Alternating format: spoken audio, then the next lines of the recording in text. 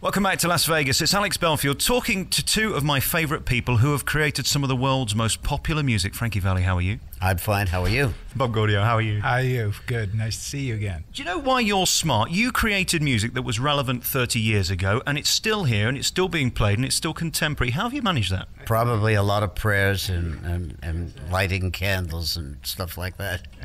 I'm not sure I'd call it smart, as maybe lucky. Look, it's who knows. We've been very fortunate with films and commercials, and the songs, the usage of the songs over the years has been perfect. You know, it doesn't hurt to be the lead-off song in Dirty Dancing. Are you trying to say that our career was all about playing cards and gambling? Well, I think it's always a gamble, isn't it? Listen, it's really nice to talk to you, and here we are in Las Vegas. You're celebrating the second anniversary of your musical, Jersey Boys, and it's gone down a storm here, and it's wonderful in London. It wasn't necessarily going to be, was it? Well, it was really tremendous, especially the fact that the London cast is probably one of the most brilliant of all of them. I truly enjoyed them immensely, and I think Bob felt the same way about the London cast. How does it feel to see someone doing you? Ryan is doing his interpretation of me, and he does it incredibly well. He's really a magnificent actor. I've got to ask you the question about you two. Who's the biggest genius, him for his voice or you for the writing? Well, you know, we were just talking about a thing we did in a show that when we played the Copacabana, and the name of it, the piece of special piece of material was "How Do You Write a Hit Song?" And it was about that. My view, Frankie's view, Tommy's view, and so on. So I'm not going to answer that question. Frankie? I take the fifth. And as for the music itself, how do you get a great tune to be remembered and played again and again and again? Because we look at so many of your hits and they're still being played and they're loved. Is there any recipe for that? I think a great song is always a great song. I really think that that's the way it starts. It's to have a hit record, you have to have a hit song. You can have a great production and a great performance and an incredible arrangement. If you don't have a hit song, you're not going to have a hit record. It's really that simple. And that's part of the drama of this show, Jersey Boys, getting that first hit song. And thanks to you, they did. Yeah, well, I don't know about thanks to me. It was, you know, it was just a magical combination. You know, what would Sherry be? What would it sound like if Barry Manilow sang it? I love Barry, okay? But, you know, I mean, there's just certain magic that happens with the right chemistry. All comes together. The voice, the song, the track, the musicians and all. And, you know, and that was one of those times. Now, it's not gambling. It was magic. I mean, we went from gambling to magic. And tell me about what it's like to be one of the biggest stars in the world and fronting a group that everybody's heard of. Does that ever become normal? I really don't know, to tell you the truth. I never looked at it that way, you know. But it is true, isn't it? I never looked at myself as being one of the big stars in the world.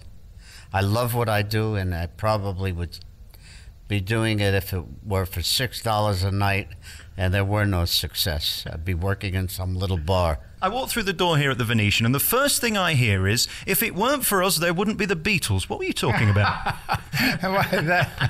Oh, boy, here we go.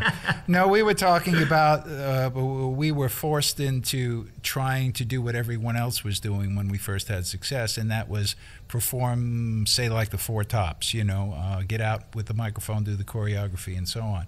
And we tried it one time, and the promoter nearly was annihilated because we just couldn't deal with it. So, but we picked up instruments and started playing. So that was the thing. You know, if it wasn't for us, the Beatles wouldn't have known they should be playing their instruments and not doing choreography. Of course, it's a joke.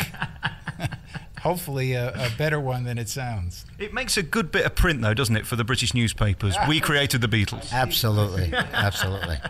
Very finally, before we go, I just want to talk to you about your proudest moment and the thing that really made you think we've made it. What has been the lasting memory of show business? There must be so many, but just a highlight. I wouldn't even know where to begin. I mean, for me, everything from the fact that when I was just a kid, my mom took me to see Frank Sinatra for the very first time I'd ever seen anybody on a stage.